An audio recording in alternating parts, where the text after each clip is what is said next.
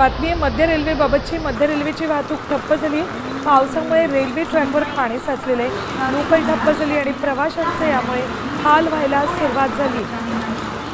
ठाणे, भांडूप, कुर्ला या 3 स्टेशन्सवरची रेल्वे ट्रॅकवर पाणी साचले त्याची दृश्य अपडेट्स घेऊयात आमच्या प्रतिनिधी रुपाली बडवे यांच्याकडून। रुपाली, मध्य रेल्वेची वाहतूक गेल्या अर्धा ते पाऊण तासापासून बंद आहे असं कळतं। त्यामुळे सगळ्याच वाहतूक व्यवस्थेवरती याचा परिणाम आपल्याला झाल्याचं पाहायला मिळतं। नुकतीच जी बातमी समोर येते त्याच्यानुसार आता ठाणेपासून CSMT पर्यंत जाणारी जी संपूर्ण रेल्वे सेवा आहे ती पूर्णपणे आता ठप्प झाल्याचं कळतं आहे। या मार्गावरून मागच्या अनेक काळापासून खरं कोणतीही ट्रेन खरं गेल्याचं पाहायला मिळत नाहीये।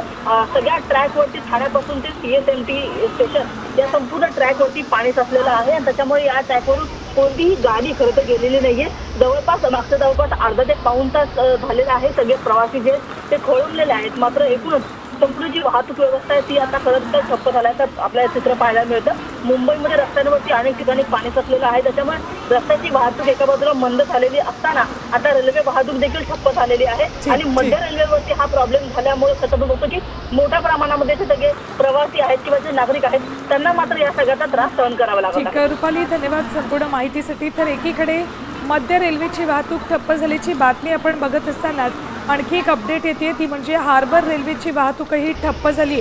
आत्ताची महत्त्वाची बातमी।